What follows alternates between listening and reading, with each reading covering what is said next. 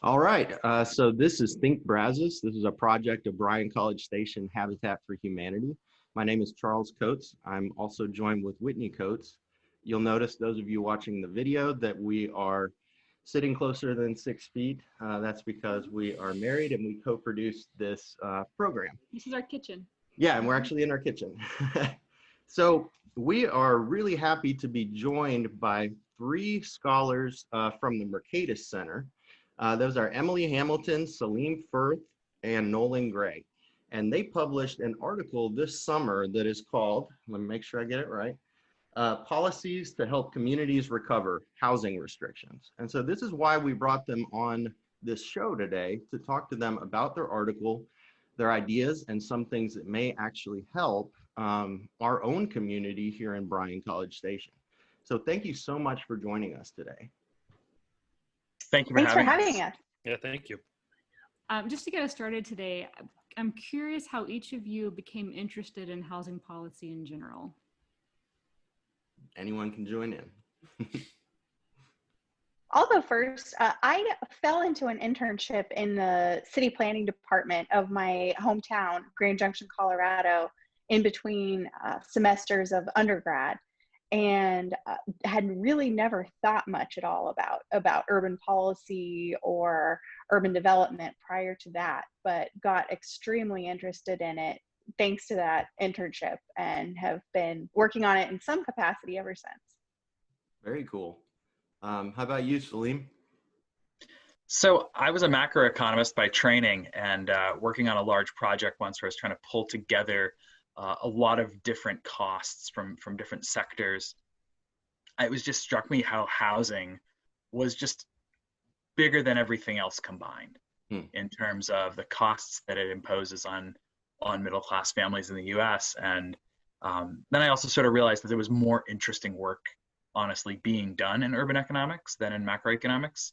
And so I sort of have done a mid-career or quarter career change and retrained myself as an urban economist, and it's been great. Very cool. And yeah, I think I was kind of swept up in the moment. I was reading people like Stephen Smith and Emily Hamilton on market urbanism. Around that time, I moved from Lexington, where I was paying $260 a month for a room in a house within walking distance of downtown. Nice. To an apartment that was an hour commute outside of DC for about $1,200 for my bedroom. And that's a good way to get radicalized on housing policy. Yeah. And the rest is history. Okay. well, for our part, for anyone listening, Whitney and I, we're new to these topics compared to the three folks we're talking to today. But we got into housing really through Habitat for Humanity and the work that we do in Bryan College Station. And we started asking the question of why.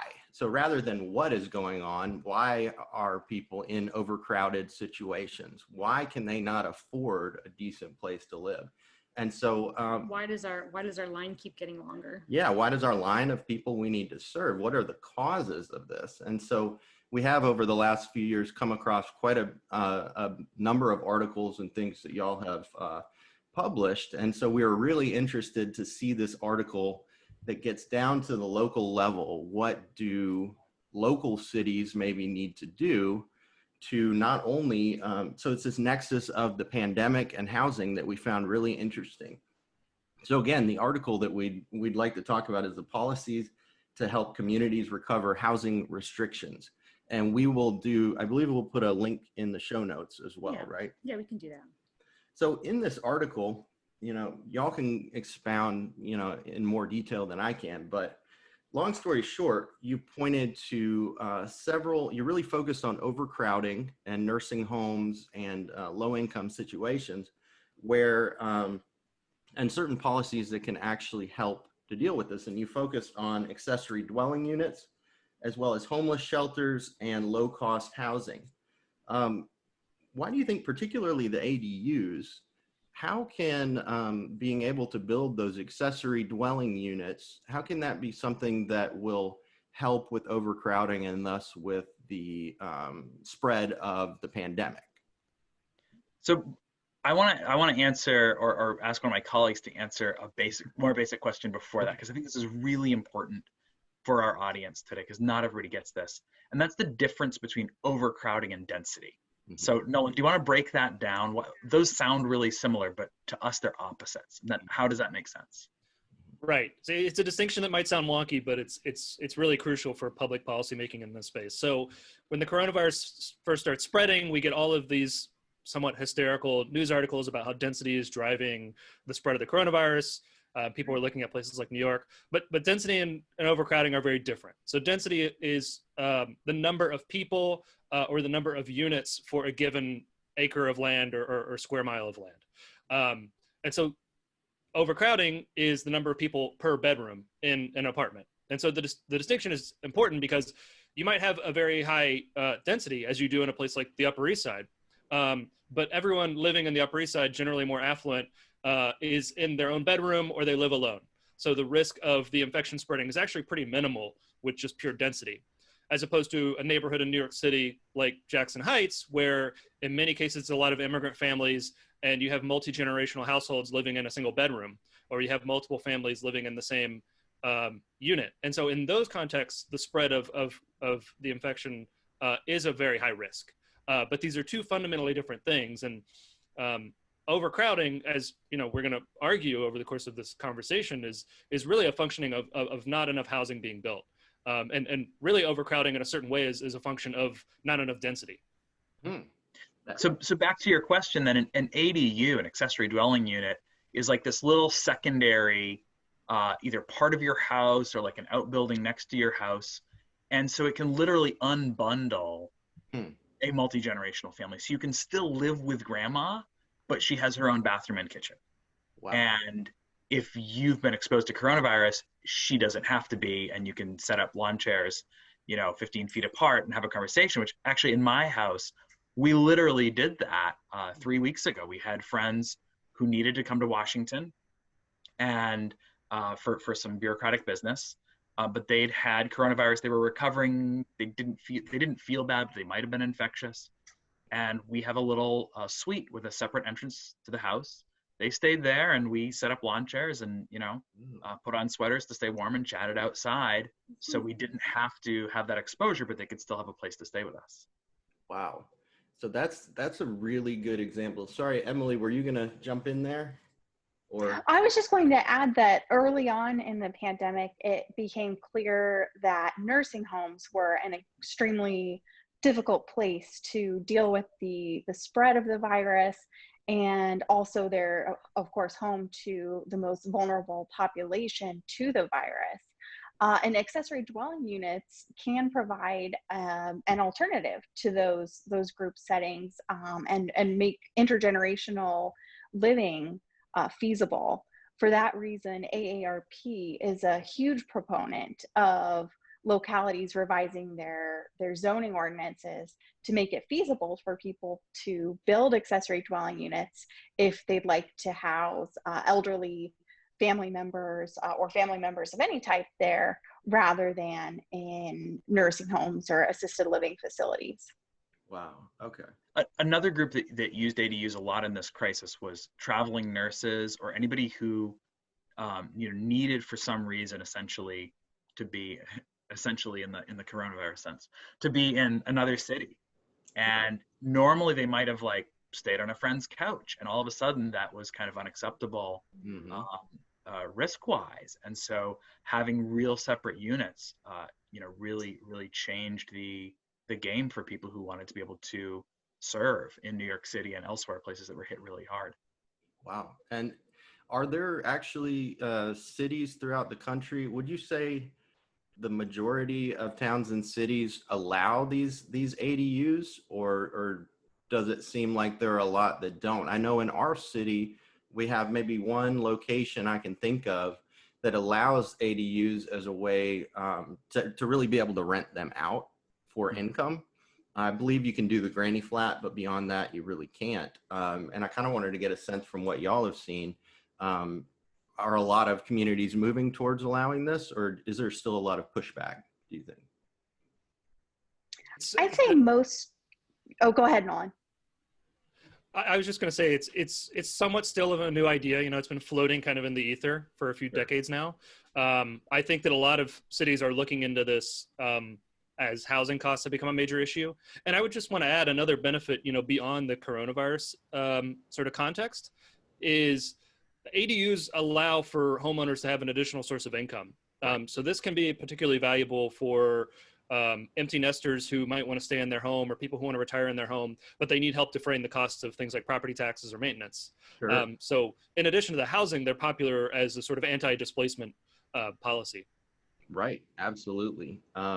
And you know, Nolan's right that it's kind of new. I'm sorry, jumped in there. No. Nolan's right that it's new, right? So it's new and it's old. These have been around forever, but then they were basically banned from most single-family homes for, you know, from 1930, 1940, something like that, you know, through the end of the last century. And it's only recently people are realizing what we're missing in our housing stock. So older houses often have them, but they're relatively rare in anything built since World War II. Yeah, I've seen some around town, actually. Yeah.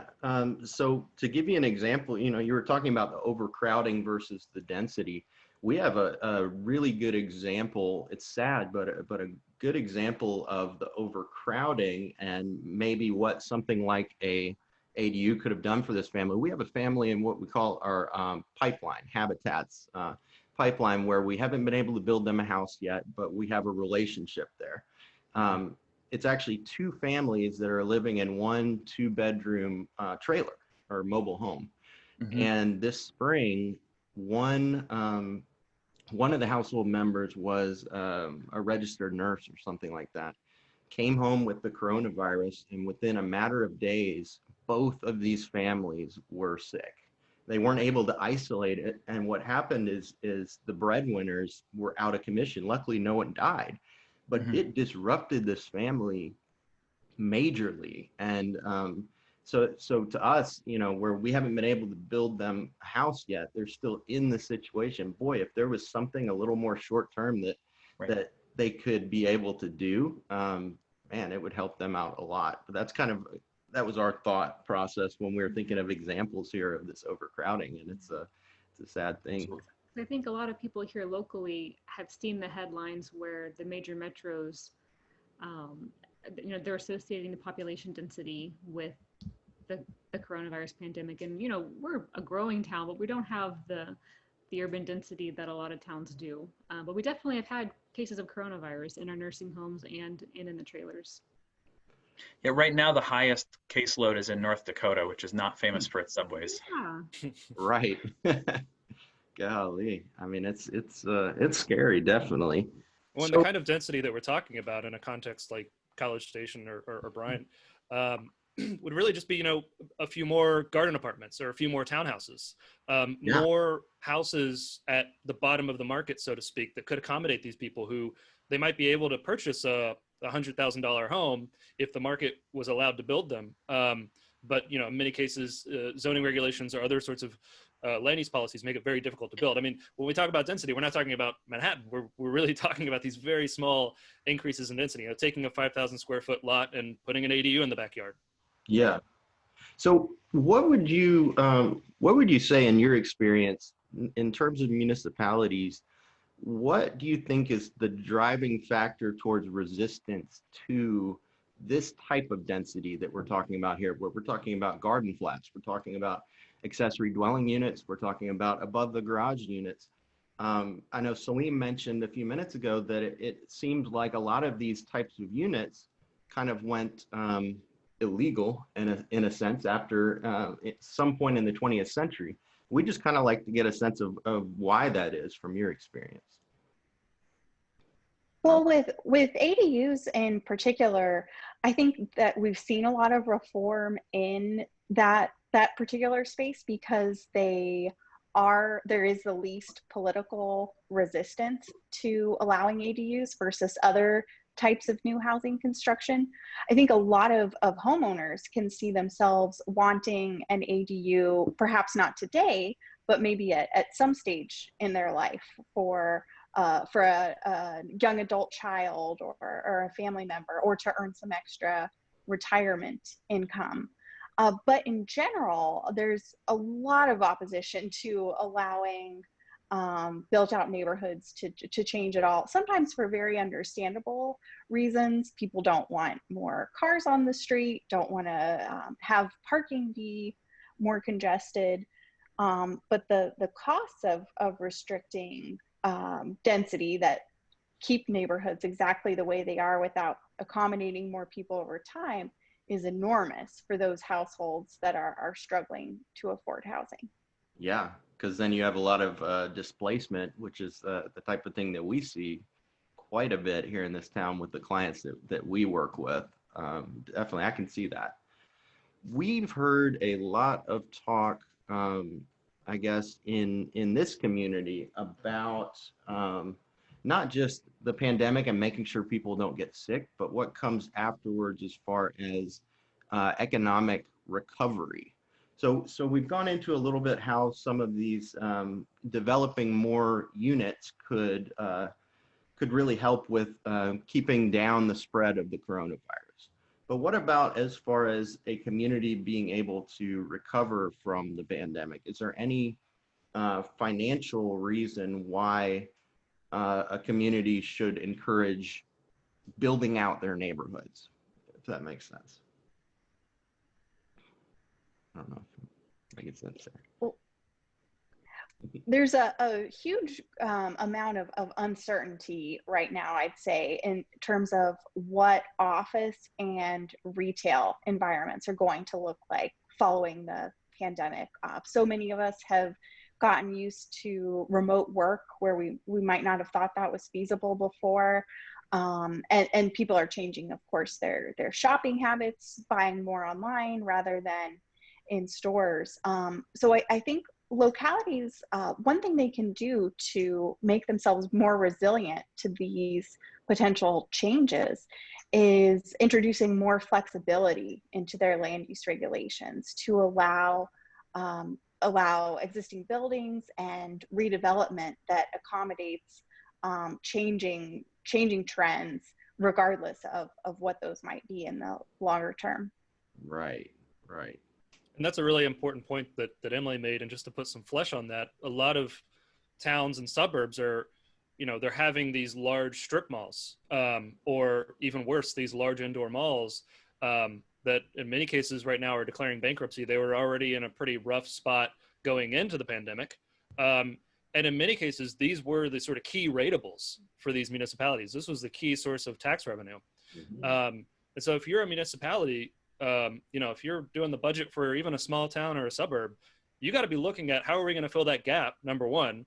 But number two, how are we going to productively reuse this huge portion of land that's, pretty crucially located. And so these are two challenges that cities had to think about before the pandemic. I mean, I have articles from 2017 where I'm writing about the retail apocalypse, right? All of that's been turned up to 11 now. And exactly like Emily said, in many cases, these strip malls or indoor malls have a zoning overlay that basically says you can only build a strip mall here. But if a developer were to come in and say, I'll build maybe a mixed use with shops on the bottom and then 2 or 3 stories of apartments above, that would be a good development for a city. That's ratables, that's tax revenue, that's dealing with an unsightly lot. Or if a developer comes in and says, I can build some townhouses here and then maybe a little market center. Cities need to be open to, I think, some of the possibilities that currently weren't being considered in the past. And this is only going to get more important after so many retail chains. I mean, you had Toys R Us is gone. How many others are Sears? So many had declared bankruptcy in the early portion of the coronavirus pandemic. So this is only a problem that's going to get worse. It does seem like that what you're describing is pretty widespread because it sounds just like College Station.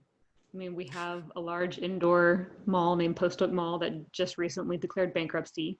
Yep. I think they're going to work through restructuring, it sounds like, so people aren't necessarily losing their jobs just yet. I don't know what will happen, but we've lost our Toys R Us. And Sears, is Sears still there? I'm not sure. No, they've been gone a while. But yeah, it's exactly. Yeah, like I mean, that's, and then I've heard that the College Station City Council is trying to figure out what to do with it because that was probably a very large source of revenue for them. Or it might not even be housing. In many cases, it might be, Amazon warehouses are consuming much more space and Sure. online retail is still going to consume a lot of floor area. So if that space could be used for warehousing or distribution centers, we're focused on housing for understandable reasons, but that's another productive way, and that would get you jobs and ratables, and you don't have an ugly vacant lot with an old 1960s strip mall.